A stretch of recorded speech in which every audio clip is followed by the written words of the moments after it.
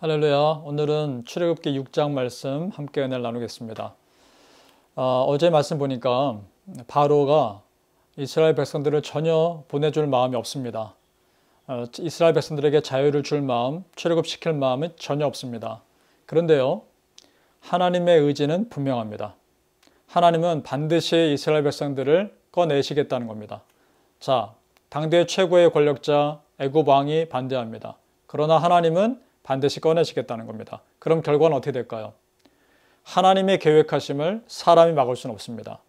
오늘 1절에 보니까요, 하나님께서 자신의 의지를, 당신의 의지를 아주 명확히 보여주십니다. 여호와께서 모세에게 이르시되 이제 내가 바로에게 하는 일을 네가 보리라. 강한 손을 더함으로 바로가 그들을 보내리라. 강한 손을 더함으로 바로가 그들을 그 땅에서 쫓아내리라. 이렇게 말씀하십니다.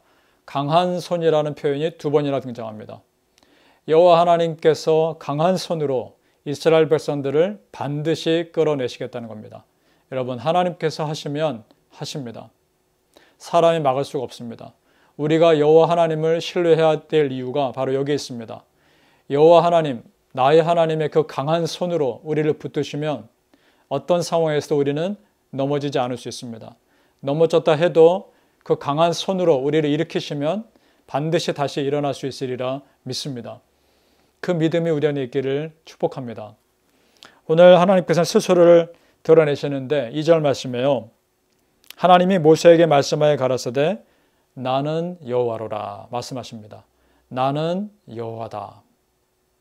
여러분, 우리 하나님께서 여호와 하나님이신 줄을 믿으십니까? 이 세상에 누구와도 비교할 수 없는 창조주이시고 주인이시고 우리 삶을 인도하시는 여호와 하나님, 우리 하나님은 여호와 하나님이시다. 하나님의 하나님 되심을 인정하라는 것입니다. 그리고 5절 말씀에 이스라엘 백성들의 부르짖음을 들으십니다. 이제 애굽 사람이 종을 삼은 이스라엘 자손의 신음을 듣고 언약을 기억하노라.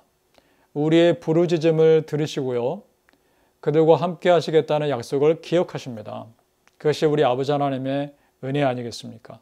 그런데 참 아이러니하게도요, 이스라엘 백성들은 하나님 말씀을 듣지 않습니다. 하나님은 들으시는데 이스라엘 백성은 듣지 않습니다. 9절 말씀을 볼까요? 모세가 이와 같이 이스라엘 자손에게 전하나 그들의 마음의 상함과 역사의 혹독함을 인하여 모세를 듣지 아니하였더라. 지금 삶의 문제가 너무 복잡하고 그들을 짓누르고 있는 삶의 무게가 너무 커서 하나님께 마음 돌릴 여유가 없었던 겁니다. 하나님은 그들의 고통을 들으셨지만 그들에게 향한 하나님 메시지를 들을 마음의 여유가 그들에게는 없었던 겁니다. 이것이 비극 아닙니까? 여러분, 어떤 상황에서도 하나님의 음성, 하나님이 나에게 향하신 그 뜻 알고자 귀를 여실 수 있기를 축복합니다. 그것이 우리 믿음의 사람의 자세인 줄로 믿습니다. 상황에 쫓겨서 급한 일로 쫓겨는 삶이 아니라 정말 하나님 앞에서의 중요한 삶을 사실 수 있기를 소망합니다. 부르짖으라 하는데 하나님의 정작 그 하신 말씀은 듣지 않습니다.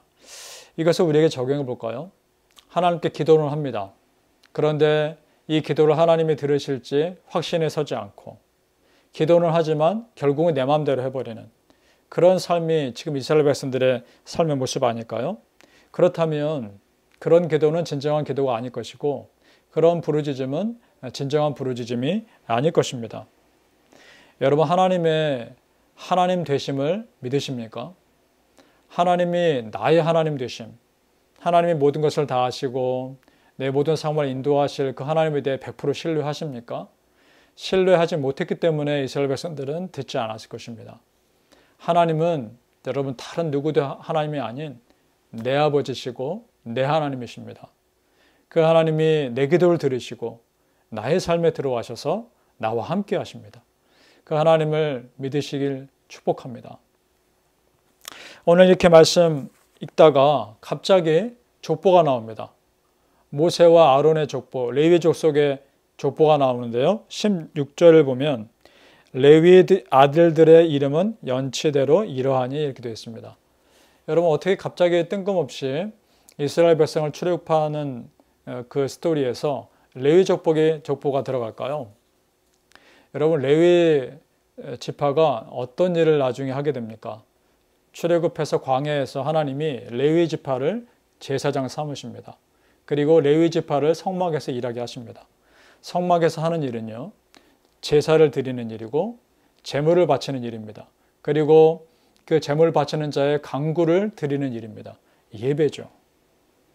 그리고 광야에서 이스라엘 백성들에게 십계명을 주시죠. 말씀을 주십니다. 하나님께서 이 출애굽하는 과정에서 레위 지파의 족보를 갑자기 넣으신 이유가 무엇일까요? 그것은 출애굽의 목적이 무엇인가를 말씀하고 있는 겁니다. 출애굽하는 목적은 진정한 예배 공동체를 만들기 위함이라는 것입니다. 하나님께서 그들의 신음에서 그들을 끌어내신 이유는 진정한 예배자로 그들을 끌어내시기 위함입니다. 그리고 그 예배 가운데 그들을 위로하시기 위함인 줄로 믿습니다. 여러분, 우리가 왜 살까요? 내가 왜 크리스찬으로 있습니까? 지금 여러분은 왜 이 세상에서 열심히 사십니까? 진정한 예배자로 제대로 서기 위해서 우리 오늘 하루하루의 삶을 진실하게 살아야 하는 거 아니겠습니까? 주일날 여러분 예배가 기다려지십니까? 주일날 예배 가운데 새 힘을 얻으십니까?